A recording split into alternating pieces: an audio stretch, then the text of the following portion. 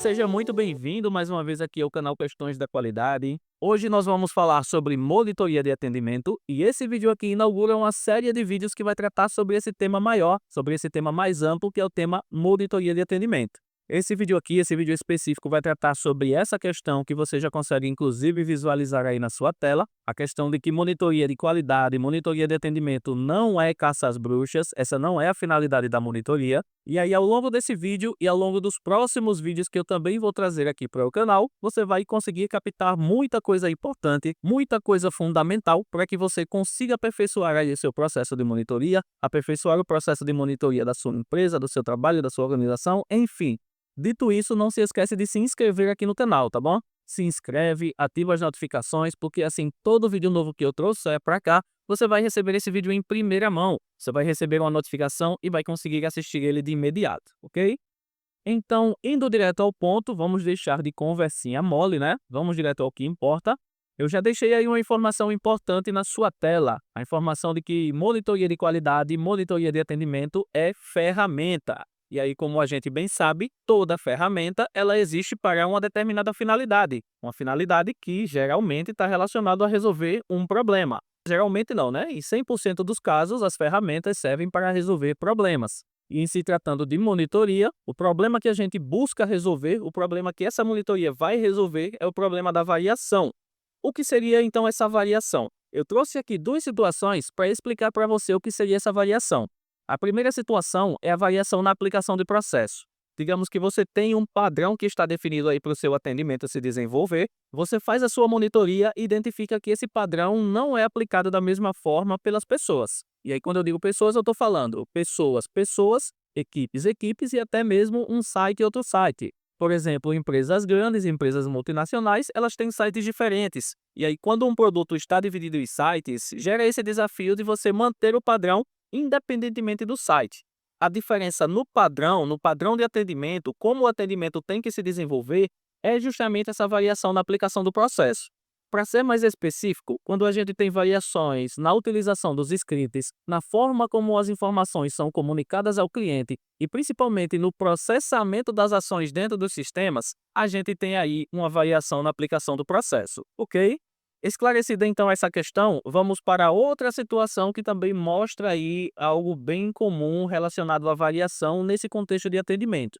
Eu falo da variação na experiência do cliente. E aí você pode me questionar que a experiência do cliente é algo que também está relacionado ao processo, mas aqui eu estou separando a experiência do cliente e colocando ela numa caixinha bem especial, porque quando a gente fala de atendimento, quando a gente fala desse contexto de atendimento, experiência do cliente é algo assim, indescritível de tão importante. E aí, então, é importante a gente pensar também essa questão da variação relacionada à experiência do cliente. Para deixar claro aí para você, variação na experiência do cliente diz respeito a diferenças na condução da conversa, na clareza das explicações, na empatia, na organização do atendimento, na segurança ao se comunicar com o cliente.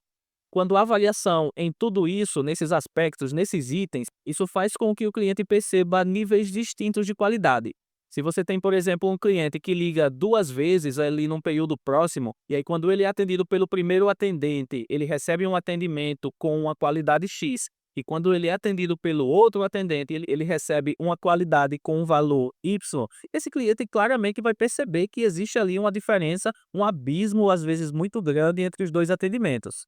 Isso faz com que esse cliente se pergunte, né? Por exemplo, poxa, eu fui atendido pela mesma empresa? Se eu fui atendido pela mesma empresa, as coisas estão aí muito desorganizadas, né? Estão muito pouco profissionais. Afinal, um atendente me atende de uma forma assim maravilhosa, e uma forma que me deixa lá no céu, e outro me joga no inferno. Não faz sentido haver isso dentro, né, do mesmo produto, da mesma empresa, do mesmo site, da mesma equipe, enfim. Então, essas duas questões aí relacionadas à variação são grandes desafios que justamente a monitoria de qualidade, na medida em que ela é feita bem conduzida, ela vai ajudar você, enquanto gestor, enquanto líder, a resolver, ok? Agora, aprofundando mais um pouco essa questão e trazendo pontos mais específicos, monitoria de qualidade, monitoria de atendimento, como eu coloco aí, serve para observar o atendimento e responder a uma pergunta fundamental. Estamos executando aquilo que foi desenhado da forma que foi desenhado? A gente pensa assim, né? Se foi desenhado de determinada forma, se foi pensado de determinada maneira para aquele atendimento se desenvolver, é porque aquela maneira é a ideal. Eu não falo a ideal perfeita, mas dentro das condições que a empresa tem, dentro do que ela busca oferecer ao cliente dela, aquele padrão de atendimento, aquilo que foi desenhado é o ideal. Aí a questão que fica quando a gente faz essa monitoria, quando a gente está olhando ali para o atendimento, é a seguinte: a gente está realmente executando, desenvolvendo o atendimento da forma que foi desenhado, da forma que foi pensado? Trazendo aí de forma mais específica ainda, quando a gente fala de monitoria de qualidade, principalmente pensada como ferramenta, a gente está falando de algo que existe para medir aderência ao padrão, isso já foi dito e ressaltado várias vezes. A gente está falando de algo que serve para verificar se aquilo que foi definido como um modelo de atendimento está de fato sendo praticado, algo que eu também já disse, já repeti aqui, né? E aí, nesse sentido, por tudo que foi dito, monitoria de qualidade pode ser resumida a um instrumento de alinhamento, uma ferramenta de alinhamento. Devemos pensar que o foco da monitoria é verificar aderência, identificar variações, apontar desvios com base em fatos e, principalmente, servir de subsídio para que a gente possa ajustar aquilo que está fora do padrão e que a gente verifica aí no dia a dia ao fazer as nossas monitorias. Nesse sentido, a gente pode dizer, pode afirmar sim, que monitoria de qualidade é uma ferramenta muito importante para ajustes dentro da operação. Agora, no sentido oposto, não é foco da monitoria, e aí eu peço que você preste muita atenção nessa questão, porque eu já vou começar aqui a introduzir a questão que está relacionada ao tema principal desse vídeo, né? Aquela questão de que monitoria não é caça às bruxas.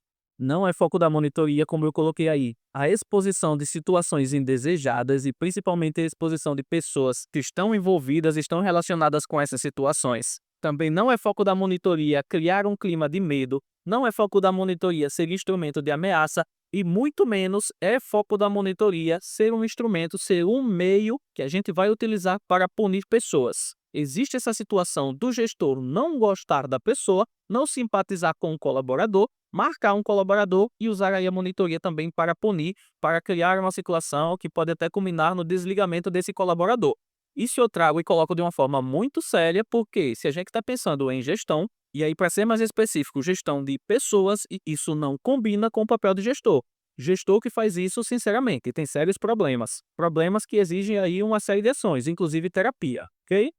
Gestor, nesse contexto aí de atendimento, que envolve geralmente call center, central de atendimento, precisa fazer uso correto da monitoria. E aí, quando a monitoria é usada corretamente, ela revela aonde o padrão está sendo quebrado, ou seja, ela nos ajuda a identificar realmente aquilo que está irregular para que a gente possa corrigir. E isso, essa quebra aí no padrão, pode ter várias origens. Origens que vão ser reveladas através da monitoria. A gente está falando, por exemplo, de compreensão equivocada, né, de um processo, de um procedimento que está lá formalizado. Pode ser também treinamento insuficiente, pode ser processo que foi mal estruturado, pode ser excesso de informação, pode ser material de apoio confuso, comportamento inadequado, ou seja, pode ter várias origens aí para essa quebra de padrão, para esse desvio de padrão. O ponto que eu trago e ressalto mais uma vez é que a monitoria serve para ajustar o ponto de desalinhamento. Seja esse ponto de desalinhamento uma questão técnica, uma questão estrutural, uma questão comportamental, a monitoria de qualidade vai te ajudar, ela vai dar clareza para você encontrar essa origem e poder então agir em cima dela. Ponto importante antes de a gente prosseguir é o seguinte, ó. Na maioria dos casos, a origem desse desalinhamento, dessa quebra, desse desvio, não está exclusivamente ou necessariamente relacionada às pessoas. Está geralmente, na maioria dos casos, na forma como o processo foi construído, como ele foi comunicado, como ele foi sustentado pela própria operação, enfim. O ponto que eu quero trazer e destacar aqui é que pessoas geralmente não é a origem dessa quebra de desvio. Ah, Anderson, mas é o operador, é o atendente que está fazendo errado lá na frente. Certo, de fato, são as pessoas que executam errado, são as pessoas que cometem o desvio, essa quebra aí no padrão. Mas a questão é, a gente precisa pensar se essa pessoa está executando dessa forma quebrada relacionada aí, né, à questão do padrão, por uma questão de compreensão equivocada ou excesso de informação, pode ser também treinamento insuficiente, pode ser o material de apoio que está confuso, pode ser o processo que está mal estruturado, enfim, pode ter uma outra origem Quem executa, sim, está fazendo errado, só que essa pessoa precisa de algo anterior à execução dela para que ela possa executar o processo, a situação, desenvolver o seu atendimento da forma correta, da forma que está de acordo com esse padrão. Eu trago e destaco essa questão assim com tanta veemência, porque se a gente não considerar isso, a gente vai sempre pensar que são as pessoas a causa do erro, as pessoas estão errando porque elas querem, a gente enquanto gestor não tem responsabilidade nenhuma, as áreas de treinamento, a qualidade também não tem responsabilidade nenhuma, e a gente vai ficar só demitindo pessoas, julgando pessoas, punindo, criando um clima ruim, criando mal-estar, acabando com a vida, com o psicológico das pessoas, sem considerar que essa causa, essa origem de tudo isso pode estar em outra situação, que muitas vezes é de responsabilidade nossa, responsabilidade também dos setores de apoio, como eu disse, né? Treinamento, qualidade, enfim. Se a gente não considera esse ponto que eu acabei de trazer, né, até de uma maneira aqui bem veemente, a gente vai cair numa realidade horrível, uma realidade, assim, assustadora que existe aí, infelizmente, por trás, né, do uso da monitoria de forma inadequada. E ainda digo mais, não só por conta do uso da monitoria de forma equivocada, inadequada, mas também por gestão equivocada, gestão inadequada, gestão incompetente no fim das contas.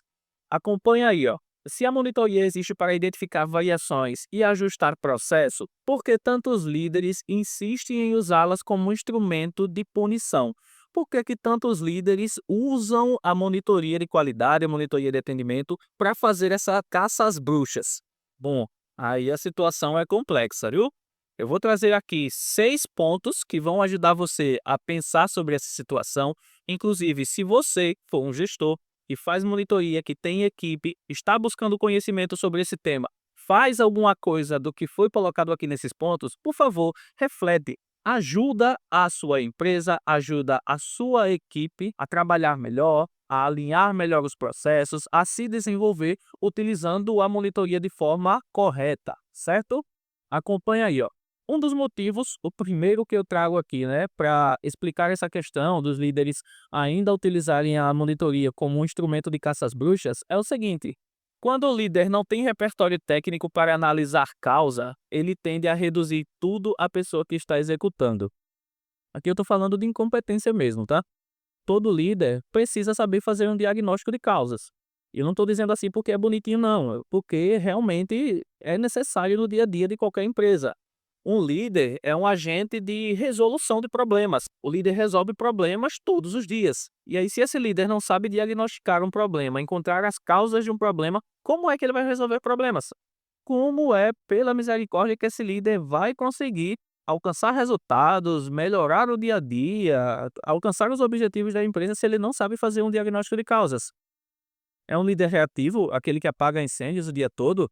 Pelo visto, ele não é só do tipo que apaga incêndio, né? Ele incendeia também os outros, porque na medida em que ele não tem esse repertório, essa competência de fazer análise de causas para resolver de fato os problemas, ele acaba ainda culpando as pessoas, né? Geralmente para tirar o dele da reta e também para acabar com o psicológico, com a vida das pessoas, não é isso?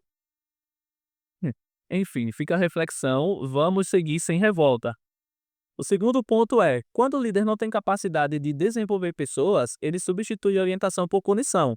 É aquela coisa, né? O líder joga as pessoas lá na operação, os problemas acontecem, as pessoas têm dificuldades e ele simplesmente olha para as pessoas e diz: bora, eu preciso de resultado, resolve, faz. E aí não se dá conta de que algumas pessoas não conseguem fazer, não conseguem entregar, porque tem dificuldades mesmo. Dificuldades que muitas vezes vêm de falta de clareza de processos, de clareza como o trabalho deve ser, dos objetivos, dos resultados, das metas, enfim. Mas o líder está lá gritando, esbravejando: bora, entreguem, façam, preciso do resultado, preciso disso agora. E aí as coisas não vêm, as coisas fogem do padrão, há o desvio, e aí o líder faz o quê? Vai lá e, em vez de orientar, em vez de alinhar o que precisa ser alinhado, ele vai e pune as pessoas, pune quem está executando. Exemplo claro aí de um líder que não é só incompetente, né? É o líder. Eu não sei não definir isso aí. Ele é competente em mais alguma coisa, certamente. Mau caráter, talvez. Enfim, eu disse que ia seguir sem revolta. Agora o terceiro ponto será sem revolta. Quando o líder não estrutura e aplica treinamentos de maneira eficaz, ele culpa a execução. Nossa, não vai ser ainda nesse terceiro ponto, talvez no próximo. Porque aí quando a gente fala dessa questão, né, de que o líder é responsável por treinar a equipe, tem líder que faz o seguinte, elabora um treinamento ridículo, feio, um treinamento que não é capaz de transmitir realmente a seriedade dos processos, de alinhar os processos, de capacitar a equipe, mas ele chega lá, elabora isso, e aí chega lá na frente, né, numa sala de reunião, no auditório ou no meio da equipe mesmo, e passa aquilo de uma maneira também assim, sem técnica, sem noção nenhuma de como fazer aquilo, mas para ele tá feito. Se você olhar para a equipe, todo mundo vai estar assim, um olhando para o outro: "Meu Deus, o que é isso? O que é que está acontecendo aqui?".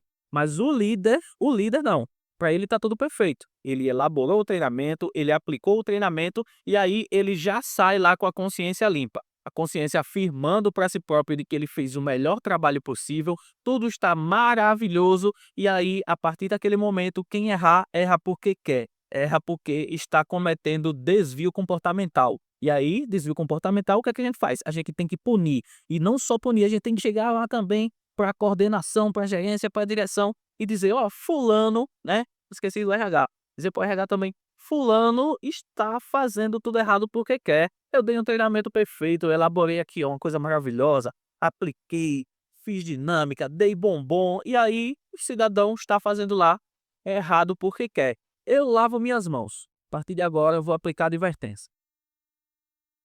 O quarto ponto, não vou comentar mais não esse terceiro.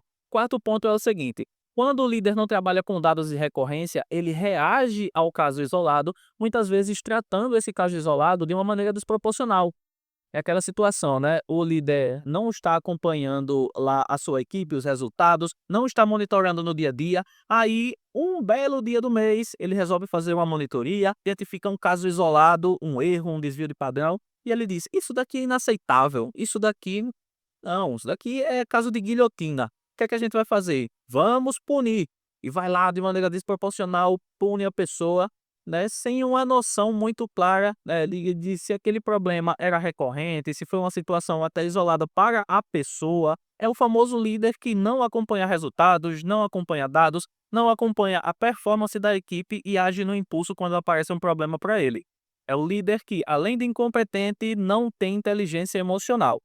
O quinto caso traz a situação, né, de quando o líder não domina o processo e aí ele não consegue questionar o próprio modelo e novamente culpa a execução. É o líder que não entende de processo aí, né? O líder que não domina o processo, não conhece muito bem, não leu o POP, não estudou, só está esperando lá as pessoas cumprirem lá o seu trabalho no dia a dia, executar, né, desenvolver o atendimento e entregar resultado. E aí quando chega lá um questionamento, por exemplo, da qualidade do cliente, né, da calibração, aí o líder diz: "É culpa do atendente, é desvio comportamental, é ele que está fazendo errado, ele quer". Tudo isso tá alinhado, tem POP, tem feedback, tem treinamento e o cara tá fazendo errado. A culpa é dele, vamos punir, vamos dar, advertência. Não, advertência não, vamos dar suspensão. Isso porque a gente não pode dar uma justa causa. Complicado. E aí o último caso, o sexto ponto que eu quero trazer é o seguinte: quando o líder tem insegurança sobre a sua própria gestão ou evita autocrítica, ele se esconde atrás do discurso duro. É aquele líder que, às vezes ele até sabe, né, que o processo está ali fora do padrão, que as pessoas não estão seguindo o processo, quebrando, né, desviando ali, e ele entende, né, que ele não deu feedback, que ele não monitorou, ele não deu treinamento, mas aí o que é que ele faz? Eu não vou perder a minha pose de líder. A culpa não será minha de jeito nenhum. Eu tenho um bom relacionamento com a minha gerência, todo mundo me vê bem, eu sou comunicador, eu quero uma promoção, né? E eu não posso assumir essa culpa. Como é que vão me ver?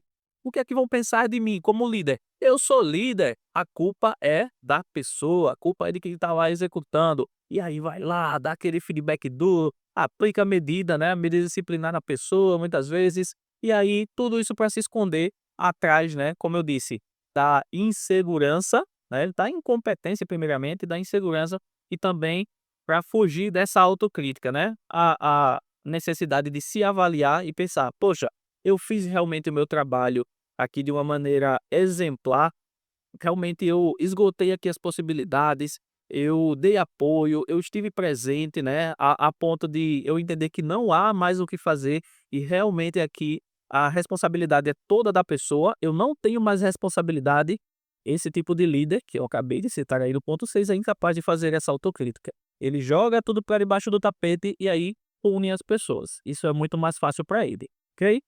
Para a gente fechar então o vídeo de hoje, eu vou só reforçar os principais pontos que foram trazidos aqui ao longo desse vídeo. E aí, fechando a discussão, vimos que monitoria é ferramenta e é uma ferramenta para identificar desvios. Trazendo de outra forma, é uma ferramenta também para reduzir variação, porque na medida em que a gente identifica essa variação, a gente tem a capacidade de agir em cima dela para que ela seja reduzida. E é uma ferramenta, né, como eu coloco aí na última oração, é uma ferramenta de corrigir o que está fora do padrão. Isso resume bem o que é a monitoria de qualidade e monitoria de atendimento. Como eu trouxe também e destaquei muitas vezes ao longo do vídeo, o líder tem um papel central no uso dessa ferramenta, afinal, é ele quem garante que o desvio identificado vire aprendizado e melhoria, e não aquele clima pesado, aquele, meu Deus, aquele ambiente que todo mundo só quer ir para casa. Não, pelo amor de Deus. Vimos também que usar a monitoria para intimidar, ameaçar, criar medo não é apenas um erro técnico, é também uma falha ética de gestão, né? Eu trouxe aqui, né, eu acho que eu sussurrei ao longo do vídeo que isso é uma questão de mau caráter, e de fato é, gente. A gente precisa, enquanto líderes, ser exemplos. Eu não estou dizendo que a gente vai ser perfeito, que a gente não tem, né, situações que vão desafiar a gente no sentido emocional, mas a gente precisa colocar a ética na frente de tudo. A gente precisa ser justos com as pessoas para que elas consigam trabalhar também, né? Elas consigam enxergar que existe essa justiça e que no momento em que elas erraram, que elas cometeram alguma falha, elas precisam corrigir aquilo e que no momento que elas acertaram também está tudo bem. Vamos comemorar, vamos reconhecer e segue a vida. Eu acho que um ambiente justo de trabalho se constrói dessa forma. Reconhecer quem deve ser reconhecido, corrigir quem deve ser corrigido, mas corrigir de maneira justa, de maneira a desenvolver as pessoas. Não punir, criar clima pesado, acabar com o psicológico da pessoa. Para que isso? Todo mundo depois de um dia de trabalho vai para casa, vai descansar, tem família, tem seus compromissos, tem seus objetivos. Para de acabar com a cabeça das pessoas. E Vimos, tam- vimos também que o líder não pode ser o gargalo do processo, né? E o líder se torna gargalo do processo justamente quando ele faz o uso indevido, esse uso, né, para caçar bruxas aí, com a monitoria de atendimento. Não para com isso. Se o líder usa a monitoria para alimentar insegurança, ele está não só fazendo algo errado, não só apresentando esse desvio de ética aí, ele está também sabotando a própria operação. Coitado do RH que precisa estar contratando gente todo dia, porque ninguém para na equipe. Coitado do RH que precisa ficar desabafando, né, no LinkedIn, que marca um processo seletivo, uma entrevista e ninguém aparece. Pobre do RH, tenham pena do RH também. Então, quando o líder está fazendo esse mau uso aí da monitoria, usando a monitoria para tudo isso, né, que a gente falou aqui de errado, ele também está sabotando a própria operação. Quanta gente nova está entrando aí, quanta rotatividade, quanto turnover, e aí o povo entra, aí precisa se adaptar aos processos, aí é mais gente errando, e mais gente que esse líder vai querer punir. Pelo amor de Deus, isso é um ciclo infinito. Vamos acabar com isso e trabalhar de maneira estratégica, de maneira que a gente busque desenvolver as pessoas e, consequentemente, desenvolver a operação para alcançar bons resultados. E aí a gente viu, por último, que monitoria utilizada de forma estratégica fortalece padrão, fortalece cultura, fortalece resultado. É o que eu acabei de dizer, né, para essa questão aí do último ponto do líder. Quando a gente usa a monitoria da maneira correta, a gente evita todos esses problemas que afetam o RH, inclusive, e a gente pode, né, fortalecer coisas importantes. Fortalecer com o padrão, né, que é o que a gente está buscando corrigir, fortalecer a cultura da empresa, que é uma cultura de melhoria, uma cultura de aprendizado, e também fortalece os resultados. As pessoas vão estar se desenvolvendo e, na medida em que se desenvolvem, os resultados vão melhorando. Agora, utilizar a monitoria de forma errada, pelo amor de Deus, só fortalece coisa ruim. Fortalece ego de líder incompetente, líder, né, mau caráter, e fortalece coisas ruins, resultados ruins, e vai acabar, afinal, no final das contas, reverberando para não só a equipe, não só para o líder, mas também para a empresa como um todo, né. A gente viu que se afeta os resultados, está afetando a empresa como um todo, e isso não é bom. Portanto, vamos utilizar a monitoria de forma correta, beleza? Então é isso, gente. Eu finalizo por aqui o vídeo de hoje. Eu quero agradecer por você ter chegado até aqui, por ter assistido, né, todo esse discurso inflamado em alguns momentos, mas enfim, o tema realmente requer isso e foi trazido, né, da forma adequada para a gente entender a seriedade. Por favor, se você gostou do vídeo, curte esse vídeo, deixa também a sua inscrição, como eu já disse lá no início, né, uma sua inscrição e com a ativação do sininho de notificações, você vai receber esses vídeos, os vídeos novos que eu trouxer aqui para o canal em primeira mão, e assim você não vai perder nada, nenhum conteúdo. Se você tiver alguma dúvida também, deixa aí nos comentários, algum desabafo, algum ponto para a gente discutir, deixa aí nos comentários que a gente vai trocando umas ideias legais. E no mais, é isso. Eu agradeço mais uma vez a sua visualização, por você ter chegado até aqui, e a gente se vê então no próximo vídeo aqui do Questões de Qualidade. Um abraço, sucesso aí com as suas monitorias e até mais.